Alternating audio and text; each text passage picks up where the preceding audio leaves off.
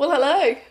This is the very first one of Hearing the Sound podcast, where, yes, I thought I would start talking about my whole world around trauma recovery, and actually the world that lots of people don't really know about, which is I've been a church leader pretty much my whole life, and I'm the 5th generation church leader. The intersection of those things. And so I have son number one. Bonjour. Not the favourite one, of course, when I say number one. Does that mean you have got a favourite one? No, it doesn't. But I just thought I'd point out that. All I know is I'm not the favourite one. No, there isn't a favourite one. Just when I say son number one, it sounds like you're the best. Yeah. You were the firstborn. Yeah. And fabulous that is. There are 3 others. Yeah, it's true. They are all number one in my eyes. Beautiful. So, Josh, we're going to talk about that intersection of trauma, Jesus, church, faith, aren't we? Yeah, and I can imagine this is the first podcast, so it's probably a bit of a shock for some people who had no idea that maybe you even were a person of faith or are a person of faith. You grew up in church. Yep. I had a very different experience to you growing up in church. I mean, I grew up in church with like inflatables, ice cream, running around a church, loving it, loving Jesus on the journey. But it was just so much fun. That wasn't quite what you had as your experience. No, growing up. Indeed. No, I'm the daughter of a vicar. And there's some brilliant Anglican churches out there. Things have changed a lot. I'm 53. We're going back a while. But I was very much of the breed of being told to be silent, which if you know me, I'm quite a giggler. And I was a real giggler as a child. So I had to kind of self-regulate in a way of I was small enough to hide below the pew. And I just read. I read a lot. But then they tried to make me go up at the front and sing with the other children. I thought that was very odd. What songs? What songs were you singing? I have no idea what songs. This little lad of mine. I think that's 2. I don't think it's old enough. I think they were older than that. Yeah, I don't know. I just was never one to do that because it felt like I wasn't really allowed to be a child, actually. And yet suddenly they pulled me out and went, now you all have to go up there and act like children and sing a happy song. I'm like, well, you don't really want me to run or to giggle, and you want me to be silent, so don't. I'm a bit of a fake detector, and it would seem I have been since I was quite young. Integrity is everything to me. I don't like people faking it. Be the same person wherever you are, really. I mean, surely that's a good thing. Yeah. I guess we do live in a world that is increasingly fake. It's harder to detect what fake actually is and what's reality. So I think if you've had that in a church environment, then that's it's great. Yeah.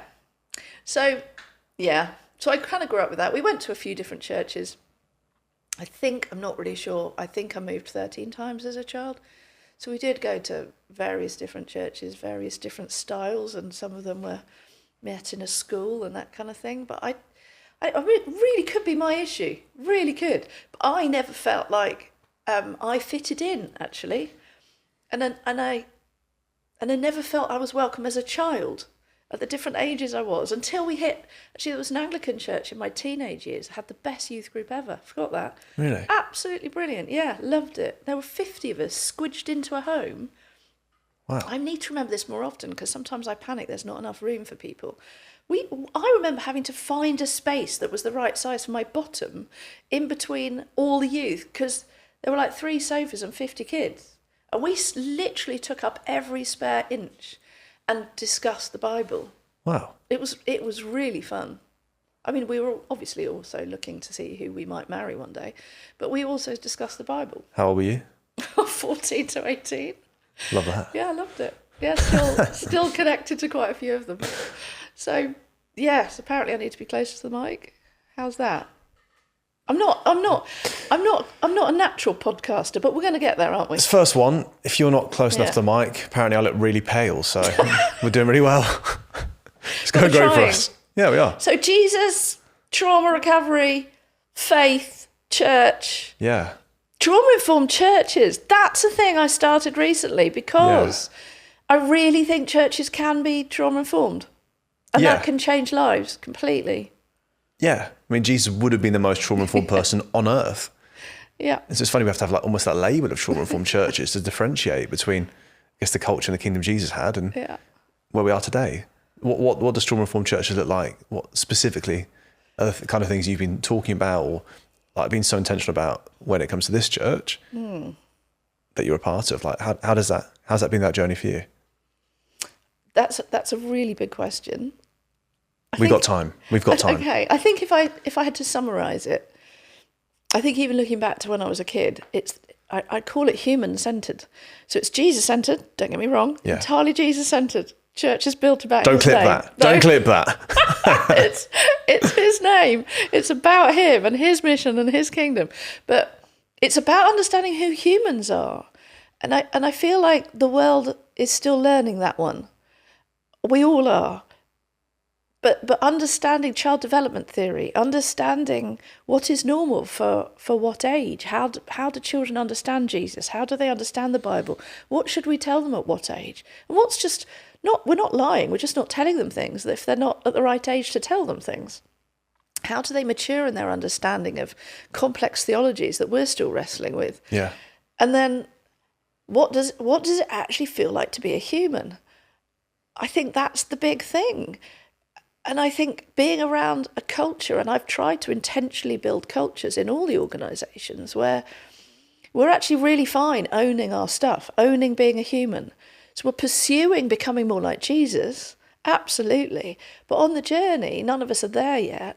So there shouldn't be shame in just being a human, which means that some days we're more full of faith, and other days where we're needing other people to hold faith for us because we're having a little bit of a wobble.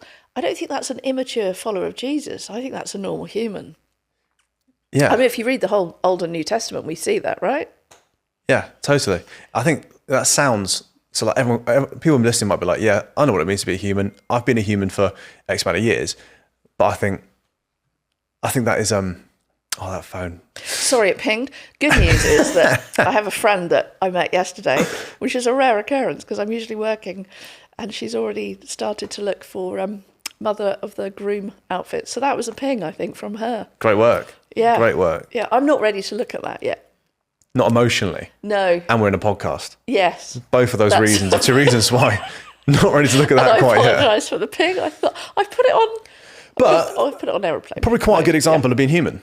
Yes, like stuff indeed. just like interrupts you every day. Look at that segue. We didn't know that was going to happen. Thank you. The segue off that though is like stuff like emotions interrupts, like life interrupts, and it's almost like I think what I've seen in your leadership is like that those interruptions aren't necessarily interruptions. It's just part of being human, and like being able to bring that to Jesus is something that I know you've modelled, and you've been so intentional, and that's been. I know I've been on a journey of that. It was like how can I bring myself to church? Like how can I bring myself to Jesus? How can I bring myself to different people? And you've been so like against like almost like that facade of like, no, you've got to be okay walking through the doors. And like even this church, for those we have a welcome team and a host team, and like you've been really intentional about building culture around that. But one of the things that you've even asked people there is like not asking people how they are, yet asking people to be human. Do you want to talk about that? Yeah, I think asking people how they are, immediately we go into fake. Fine, thank you. Even if we've had the worst news ever, we say fine, thank you, just out of automatic mode, because it's really hard to put into words how you feel. And there's the whole neurobiology of that. It's literally physically and neurobiologically difficult to put into words how you feel. So when we try and ask people in short sentences, when actually, in a way, we're not even sure we want the answers, that's fake. If I ask somebody how they are, I want to make sure I've got 10 minutes minimum to really find out how they are. Otherwise, I'm saying one thing and the culture is the opposite. The culture holds what our values are, and our values as all the organisations is that we care for each individual human. I mean, I have a whole theory called the VIP theory which has been published many times now, and it's about the concept of each human being both having the capacity to both be a professional and vulnerable and have an inner child, VIP, vulnerable, inner child and professional, all at the same time. That's who we are. That's our makeup. And I think you can even see that with Jesus too, because our professional is that part of us that even if we've had really bad news, we can pretty much crack on as normal because we have the ability to fulfill what we're meant to do, but with authenticity still within that professional. So we're not in a facade. We're not pretending. We're not faking it. But we're able to say, look, I might be a bit wobbly today because I've just had that news, or I'm struggling with a particular aspect of something in my life right now. However, I am totally here for you, and I'm totally committed to fulfilling what I'm meant to do. And that's our professional. Our vulnerable is that part that has the ability to have intimate relationships, emotionally connecting relationships. Marriages don't work if you've got two professionals who are trying to get on, because you need emotional connection. And actually, some people don't recognise this. And so then they wonder why they never feel close to anyone. I'm like, well, because you're emotionally frozen, you're emotionally stuck. When you're able to emotionally connect with another, that's your vulnerability. But if you have a fear of vulnerability because you've been shamed in the past, or you've been told that you're weak and you're frail and you're pathetic, or you've been teased for being what I would call a normal human, then obviously you're going to be a bit nervous or scared or anxious or something about showing your vulnerability. Whereas from my perspective, that's a sign that you're beginning to trust another person, and you'll be able to really be honest about some of the deeper things in life. And then the inner child, I personally think, like yesterday, I think you might know, I don't know which one of my adult children knows, but I did actually spend, I think, £40 on inflatables. Just for your fun, just for the yourself. weekend away. I just love nothing more than seeing like a couple of hundred people worshipping Jesus and then hitting inflatables on the last day of a conference. I don't know what it is, but I bought a shark. Is that trauma informed? Is that trauma informed? I bought a really large pizza. It's an adult-sized pizza. I'm not even sure if this is funny, but I did. But you see, that's my inner child, whereas actually my vulnerable loves really gentle worship, where we're actually really talking to Jesus from that space of, oh, Jesus, ouch, it hurts being a human. Like, help me become more like you. Help me get strength here. And then our professional is, do you know who Jesus is? He's amazing. Let me tell you about Jesus. Let me tell you the stories. And those are not separate parts. They're different angles of the same person.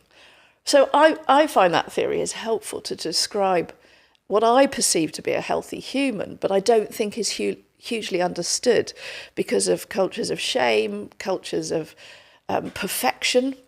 There's a book that somebody I know very well used to read every day of their life. I've forgotten the name. Something your utmost for your highest. No, it's not that one.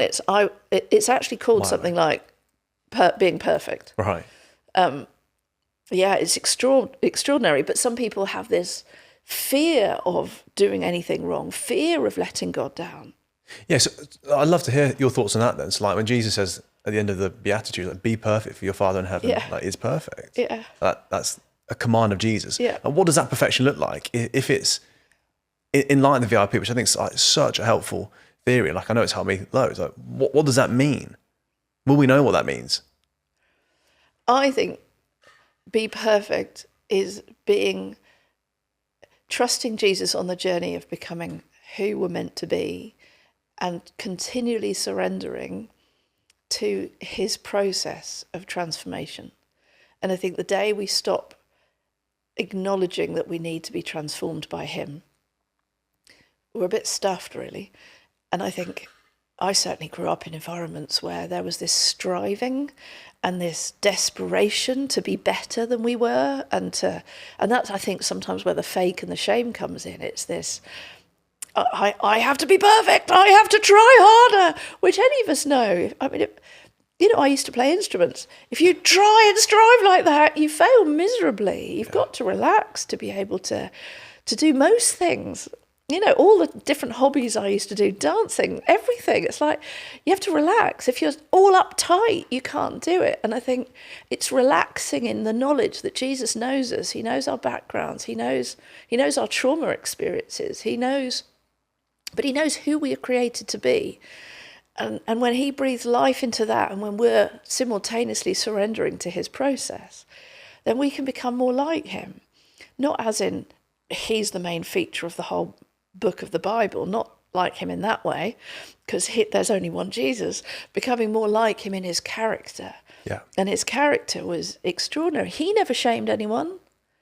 He never made people feel bad about who they are. He challenged. Yeah. My goodness, he challenged. But yeah, that. When you talk about surrendering, I think automatically in my head, like you often use the analogy of like, Jesus, you take the wheel. Like he's in the driving seat of your life. Yeah. Almost like when someone else is driving you, like I'm always driving. It's like, I know that whenever I'm not driving, not being the driving seat of my life, I like want to like test out how the seat functions. I'd like recline a little bit. You know, I'll enjoy it if it's got like heated seats, which my car doesn't. But if it did, I'd try those out, enjoy it. Like, and I almost like we have that mentality of like surrendering to Jesus and surrendering to his life transforming work is like, you just relax, chill out, put your favorite music on. He's the best driver. He doesn't use cruise control. He'll just take you. You do nothing. And I think like what I've learned from being in this church is like, that is not the picture of surrender. I mean, like it is in the element of like, he's taking the direction. He's doing like, he's driving you and you've put your life in his hands. But like actually the deep work that he does within you is not often relaxing. Can you talk a bit about like what when you say that, like surrendering to Jesus and that life transforming work? I know the glimpse I've had of that is it's not relaxing. What was that like? I think as you're talking, the image that pops to my mind is when all of you were little, and as a baby surrendering is, you know, they're just lying there because they're powerless, and they do totally trust the adult because they don't know how to not trust yet, and that's probably one stage of following Jesus. Actually, is like being a baby and just relaxing in his arms. But as you grow older, so I'm thinking of the classic 1.5, 2.5 toddler tantrum stage, which is entirely normal, which is why churches need to be places where we look at the parents with their child who's screaming, yelling, kicking and hitting and go, we're with you. You're going to get through this. As soon as they stop hitting you, we'll give you a coffee, rather than shaming them, because that's entirely normal. It's a part of a child growing up. But I think I've told stories like this in church for years of when I've held various ones of you and you're in that place where you are actually losing the plot completely. Totally normal, age-appropriate behaviour.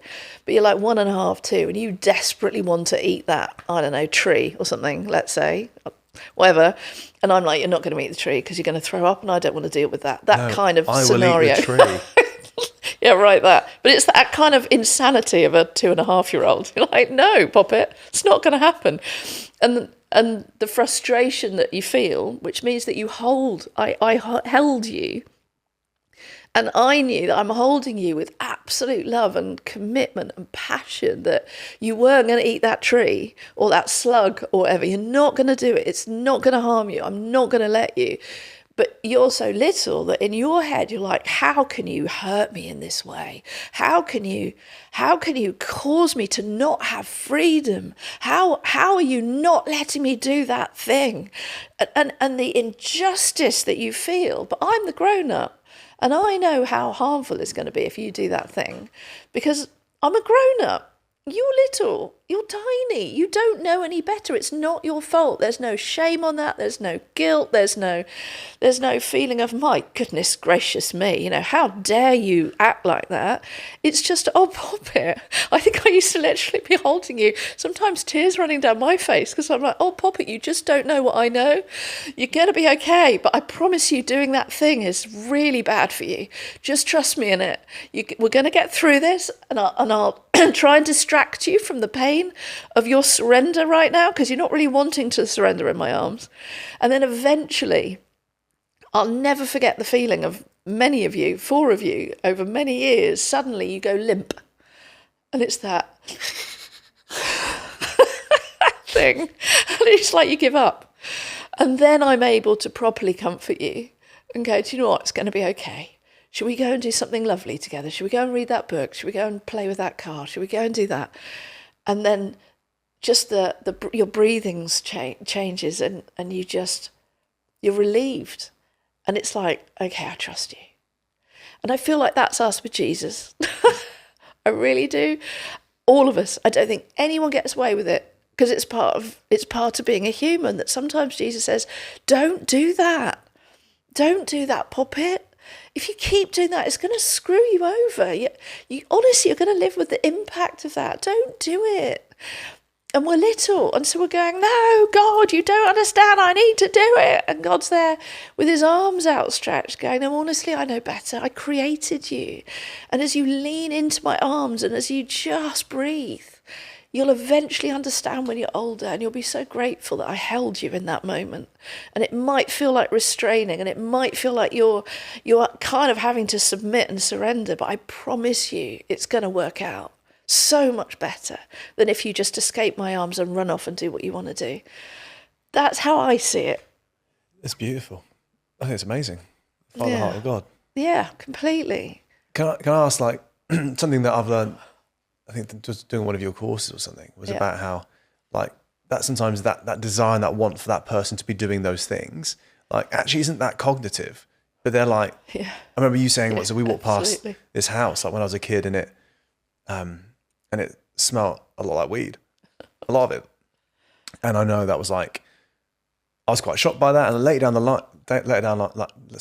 line in life, tongue twister, you said about how sometimes people just have that automatic stuff, like it's in their subconscious that they're drawn towards that behavior, and they don't understand it, but actually they're going back to it because it feels safe. Mm-hmm. It might be the most dangerous situation, but it feels safer than not being in that. Like, how does that work? Because when you feel like God's like holding you in that sense of like son, daughter, I know you think you want that, but just trust me. Stay here, surrender, in the way you just described. How do you do that when you're not even sure why you want it? Firstly, I don't think any God will ever force us to do something we don't want to do. So he's not going to hold us and restrain us in that way that means we're powerless. He gives us free choice, doesn't he? We know that. So I think maybe that's where the analogy breaks down slightly. We have to choose to be in his arms, and we have to choose to follow him and surrender to him. And we can get out at any point, but hopefully the pattern is that we begin to realize it's really worthwhile trusting him and following him, because he really is good.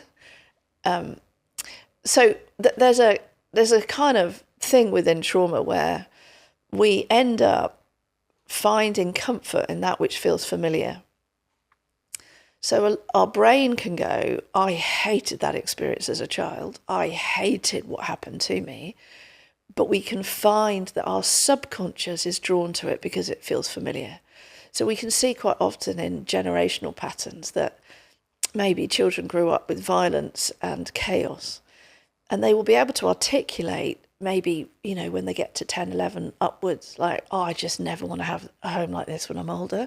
I want to be intentional about having a home that's peaceful and calm and organised and ordered. And the fascinating thing is, if people don't do the work of exploring their subconscious, our subconscious is way more powerful than we want it to be.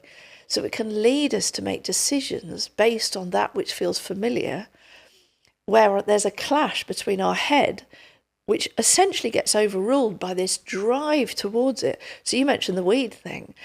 And it's amazing how many people maybe would grow up saying, their home wasn't everything they wanted it to be, but it was okay, it was fine. But I don't want to do certain things as an adult when I'm a parent. But that smell of weed just is their home. That's their childhood. And actually, they do remember being looked after, and they didn't have to work, and they didn't have to deal with all the pains of being an adult. So their head's going, absolutely no way am I going to do that again. But their subconscious is drawn to that smell of just feeling familiar and feeling comfortable. And it can confuse people because of that very clear clash between the subconscious and the conscious. And I guess that's probably one of the biggest things that I think needs to be talked about within following Jesus. Christianity, if you want to call it that, is how it's really normal to have a head that knows everything, but a heart that actually thinks you're doing it all, but you're really not at all. You're mucking around, which is why it's a process. And God knows that. I mean, there's so many characters. If I start now, I won't stop. But I love looking at the characters of the Bible. And one of the things I love to do more than anything is stand in the shoes of that person. So, I've been preaching a lot recently about Elijah. And it does really irritate me when I hear preachers go, oh, he obviously had a nervous breakdown. He was obviously, not coping. He struggled with depression. And I'm like, no, stand in his shoes. Apart from which, like when he's lying down by the river several times.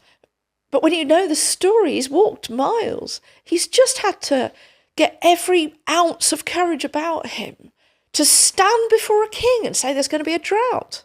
I don't know how many of us have ever done that when there isn't a drought.